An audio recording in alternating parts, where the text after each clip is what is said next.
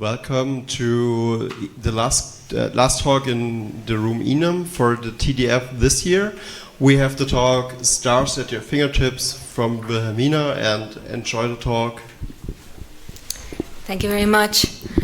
Hello, as you just said, I'm Wilhelmina. I just finished my PhD in astrophysics, and right now I'm doing nothing. But yeah, I want to tell you people about what I've learned. And what my biggest takeaway actually from this project is that if you like computers even a little bit, and if you're comfortable with solving problems, then astrophysics is for you too. Okay, so let's start. Oh, I don't even know if you can see this very clearly, but if you look up at the night sky on a fairly good day, you probably see something like this, right? Just a handful of stars, a lot of light pollution, but that's about it.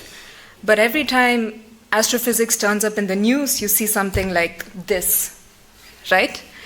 Or you probably encounter headlines like this. And you might think, okay, wow, that's really cool, but it might all seem a bit far away from you, like somebody somewhere with some very expensive equipment is doing all of this, probably, right? They probably use something like this, and they probably look like this guy, right?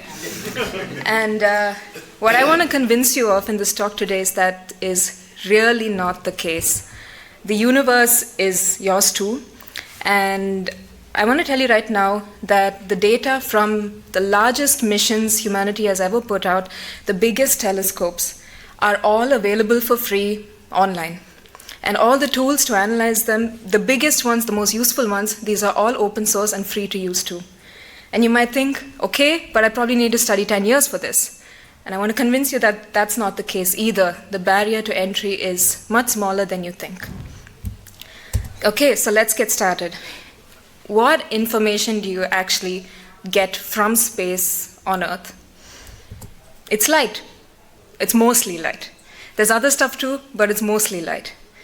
And light comes in different colors, and we only see a small fraction of it. This is called visible light. You see the colors between blue to red. But then there's a vast amount of light, many different colors of light that are just completely invisible to the human eye. But these colors are not invisible to cameras, to detectors. And if you can see things in different colors of light, then you can see completely different things too. One very simple example is a thermal camera. A thermal camera looks at infrared light. It's a type of light that human eyes can't see. And when you look at a person in infrared light, you can see how warm their body is. So with infrared light, you can see something you couldn't otherwise see with normal visible light. And the same goes for space too. When we look up at space, we use cameras that see things in different types of light. Sometimes we look at objects in visible light, the light we can see, but many times we look at objects in lights, in colors that we cannot see. But you might be looking at this and thinking, okay, I get that, but then I can literally see this. I mean, it's purple and yellow. And this is basically just a trick we do. It's color mapping. So let's say you have your infrared light in this portion of light which you just can't see. We just say, okay, if we could see it, we would map these colors onto this segment of light to say, okay, if we could see this light, we would see something like the picture I just showed you. Okay, so most of the information we get from space is in the form of light. So let's put it more concretely. What type of data do you actually get from space? If your object in space is big enough and it's bright enough, you can simply take an image. And you can take an image of your object in different colors of light. So this, for example, is a picture of the sun, the exact same sun taken at the exact same time, but with two different cameras. On the left, we have a camera taking an image in normal visible light, and you probably see some spots. But on the right, you have cameras that can see in UV light, which is a type of color our eyes cannot see. So you can see the crazy difference between these two images. It's the same object, but then different colors of light reveal completely different features that are otherwise invisible. Okay, so images are one type of data. But quite often, there are a lot of things in space that are simply too far away and too relatively small for us to take pictures of. For example, stars. Even with our best telescopes, for the most part, stars appear as tiny bright points. And when you have tiny bright points, you can't take pictures of it. You can't really see features like this. So we need to use other tools to figure out what's going on in a star. So there are two other data types that astronomers typically use. One are called light curves, which is basically a measurement of the brightness of the star taken over time. So you look at this tiny bright point and you say, okay, at this time it's this bright, it's this bright, it's this bright, and you might notice suddenly, okay, wait, it's getting dim, it's getting dim, it's getting dim, and then again, it's bright again, it's bright again, it's bright again. And all this without seeing the star. But then this already is a lot of information. In the example I just gave you, I'm talking about a planet transit. What is happening is you have a star and you have a planet orbiting it. And whenever the planet comes in between you and the star, it blocks out some light and makes the light of the star look dimmer. And when the planet goes away, the star gets brighter again. And by simply looking at the light curve of the star, you can say, hey, I think I found a planet. So that's one piece of information. The second are spectra. When you have some light and you pass it through a prism, the prism splits up the light into different colors. More technically speaking, a spectra is simply a plot of the brightness versus the color of any given object. It basically tells you which color is the brightest for some object. So in this example, if you look at a very hot blue flame, you can see that blue is the brightest color, and there are some other colors in this picture, but then they are less and less bright. They're more and more faint. So the spectra of this flame has that particular shape. And in the case of a flame that's less hot, that appears more orange, you can see that orange is the brightest color, and the other colors are less and less bright. So the orange flame has this shape. Now imagine you only had the spectra. You didn't know that the flames actually look from this. If you looked at these spectra, you might be able to say, by looking at the spectra alone, I can guess that this flame is mostly blue looking, or this flame is mostly orange looking. The same thing applies to stars. You can say that this star is mostly blue, this star is mostly orange, and therefore you can say this star, blue means hotter, so this star is probably hotter and this star is probably cooler. Okay, so I've told you about the three biggest forms of astronomical data. How is this data actually stored? Astrophysical data is stored in something that's known as a FITS file. A FITS file is simply a collection of data plus what is known as a header. A header is simply metadata, data about the data. So for example, if your data is a light curve, you will simply have something that looks like an Excel sheet, basically, of two columns, brightness and time, the brightness of your star at this time. Okay? And then the header will tell you when was this data taken, what type of data is it, which telescope took it. The header stores important information about your data itself. And that is all there is to a FITS file.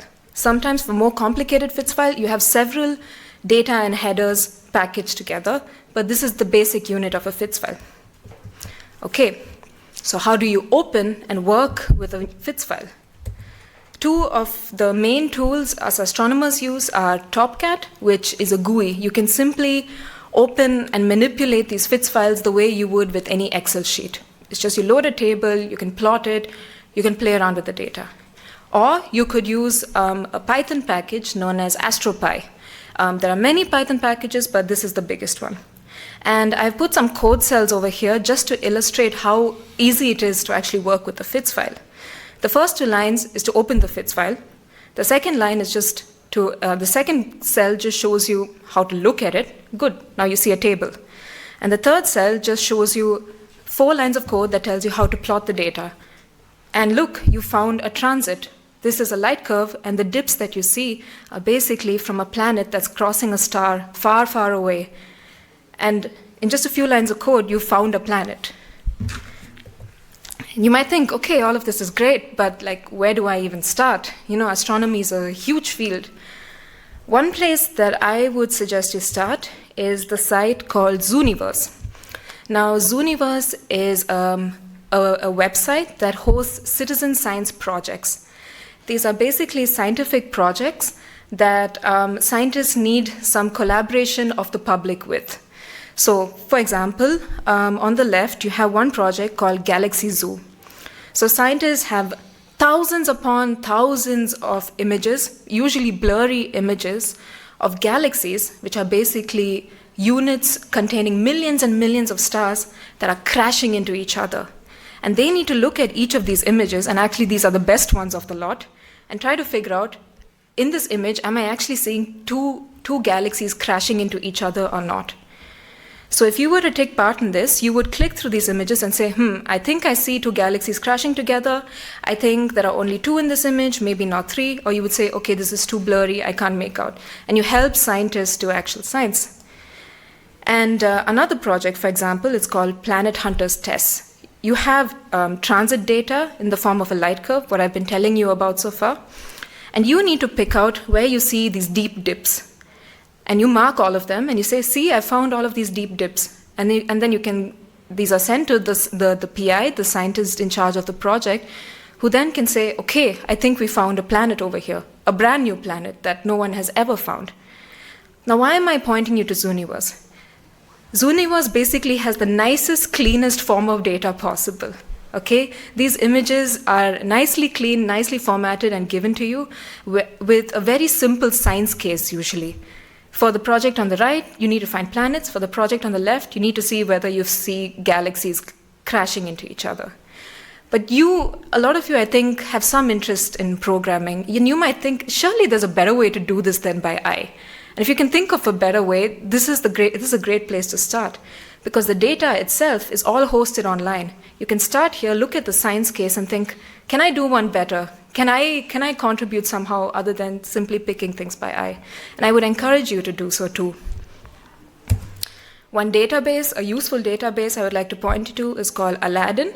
It's just a database. It's not completely complete, but it's a large database of various astronomical sources, their positions, and all the published papers related to these astronomical sources. If you simply feel like exploring, you don't have any intention in mind, but you would just like to explore all the data that's out there, I would greatly recommend something called ESA Sky.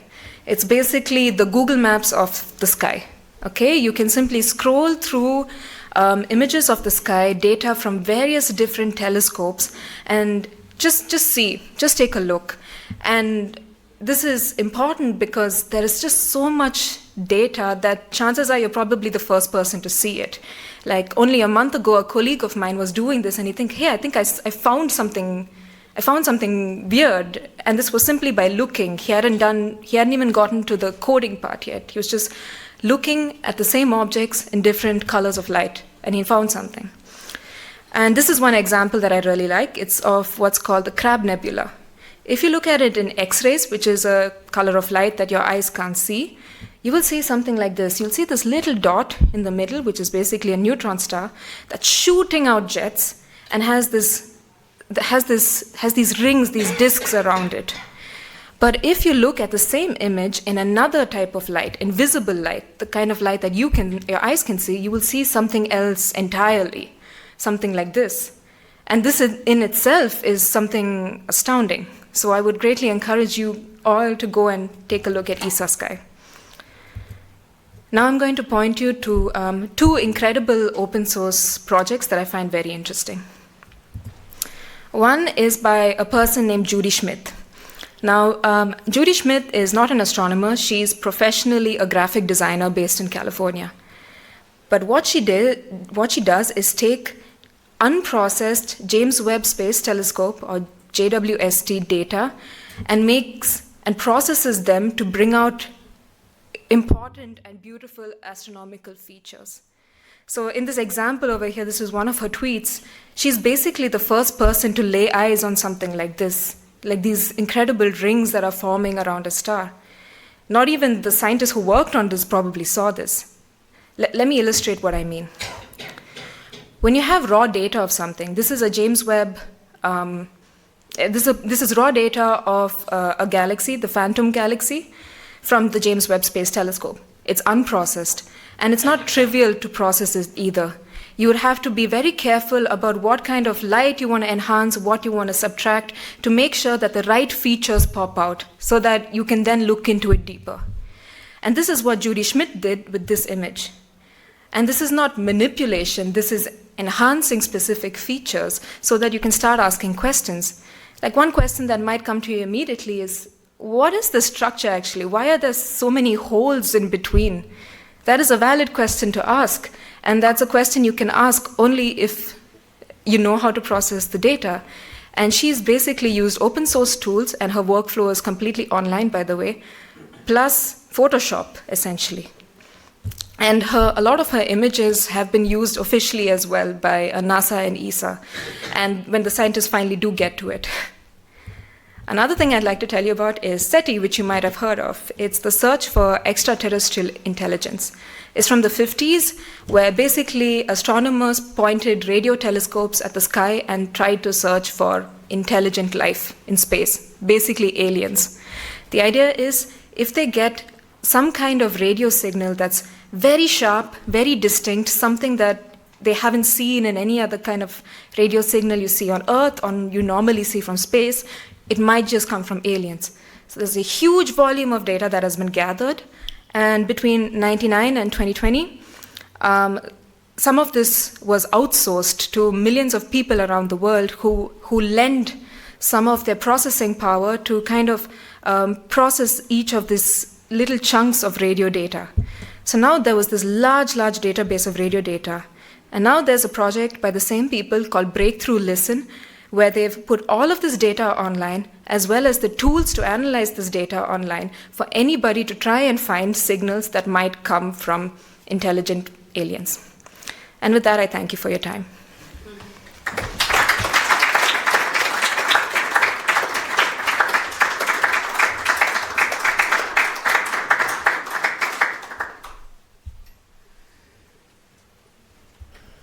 Okay, thank you for that cool talk. I think now the Tage der digitalen Freiheit over, so you have time to help the scientific community to explore new planets. So I think you saw how to do that, and yeah. Are there questions?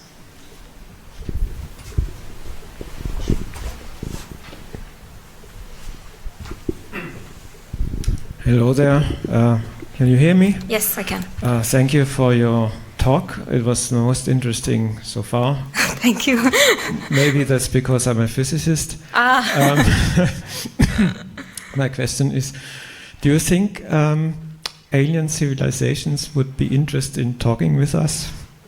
I don't know. There's a very famous paradox called the Fermi paradox, which says, okay, if the universe is so huge and there are actually so many aliens out there, how come we haven't heard of anything from them? And the answer is, I don't know. I think my guess is that we're just alive for such a tiny fraction of time. Like humans have been around for such a tiny fraction of time, and we've had the technology we have today also for such a tiny fraction of time in terms of cosmic scale, that we just don't have enough data to say so, but it's possible. The next SETI question. So, how far away would we be heard or seen with the emissions that we create on Earth? If there's just our physics and nothing fancy other stuff that we don't know of. How far away? Yeah. Given we produce radio signals since I don't know when. Yeah, so. Yes, so it's 100 light years away. Yeah, right. Okay. The limit is the speed of light, right? So the radio is light. Radio waves are light. So nothing can transfer faster than light, right? So if an alien civilization is like 1,000 light years away, well, we haven't been around for 1,000 years to actually see what would happen. So that's already a limit.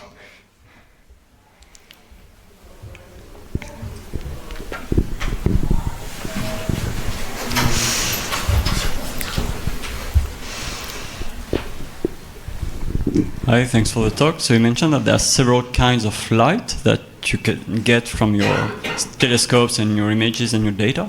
is there some more useful light than other? Like, is ultraviolet, for instance, more useful than visible light or infrared? I don't know. I don't think there's any such thing as useful or not useful. There's only what can we do and not do with something. Okay, for example, I've been talking about colors of light, but actually it's not quite right. I should have said wavelengths, but I didn't want to make this topic very specific. So if you go to higher and higher energies or smaller and smaller wavelengths, say X-rays, these are very energetic, and they're also very rare, right? When we look at X-rays, we're actually looking at individual photons, and we get like a handful of photons. So already at the point of X-rays, it gets difficult to collect light because there's so little of it, and our present detectors can only do so much. If you get to even more energetic stuff, it becomes even more rarer, and actually we somehow have to abandon light. We have to look at indirect ways of looking at things in light. So I would say no, not really. It just depends on the science case you're interested in. For example, X-rays usually come from things that are very hot, very energetic. The most explosive things in the universe produce X-rays. On the other hand, radio waves come from very specific things. For example, things that have very strong magnetic field lines, these produce a very specific type of radio wave. And no, I would just say it's the limits of our detector. I wouldn't say they're really important or not important ones. I want to ask has there been a lot of effort into SETI beyond radio that you're aware of? Because like all the big SETI efforts, like the ones on screen right now, they all seem to be like in the radio wavelength range. But if I think of like how aliens might try to communicate, they might try to use a completely different wavelength range. Maybe they figured out that it's much easier to have like a really big X-ray laser pointed at another star system. I was just going to say that. Yeah. And do you know how much effort there's been into like other things? Honestly, because if I think of like the radio wavelengths, they're really big compared to other wavelengths you could use. Yeah. Radio was started just because it's the technology we had in the 50s. It's everywhere, right? It's just you have a radio antenna now pointed at space. There's no other reason for really using radio. And I know there have been some efforts to track and also send out laser pulses. But I don't know much about it and how successful it has been. Well, it's not been successful. I think we would hear about it otherwise, but no. Yeah. Last question. One comment to radio versus laser thing. I think one advantage is if you have radio transmission, it's transmitting in all directions at the same time. Typically, if you have a laser or any directed thing, it's like a lighthouse. You must be in the beam, and that beam from the aliens or our beam must directly point to the receiver. So it's very unlikely that we are getting hit directly by the lighthouse beam from the aliens, or the aliens will see us if we are only using a laser pointer like that. So for trying to figure out anything, it's really nice having something distributing in all directions. Problem is that then the energy goes low. But other than that, there are physical effects like rotating stars and things, and those jets, what you have seen, you cannot, we can see them as gamma bursts and things like that. They're pointing directly to us, and if they're going aside of the Earth, we don't see it except for that in some gas atmosphere things. This is always what's possible to be detected at all, and how good our detectors are. I'm sorry, are you asking me, or you? No, it's just a comment you yeah. felt. Okay, no, it's true. Radio waves, because they're lower wavelength, they get scattered more, meaning they bend a lot. So there's the idea that if you send out one there, it probably gets deflected in all kinds of directions, and one might hit an alien. But one could make the argument you could also point a laser randomly in every direction, and you'd get the same effect. I don't know. I honestly think it was just the technology that was around at the time, more than anything. But yeah, that is true. That is an effect. X-ray lasers is a very interesting physical experiment. Yes, but you need to put it in space because the atmosphere blocks X-rays. Even that's difficult. I mean, Yeah, even that's Okay, but one moment. I think I think the discussions could continue after that talk. So thank you very much for all the questions.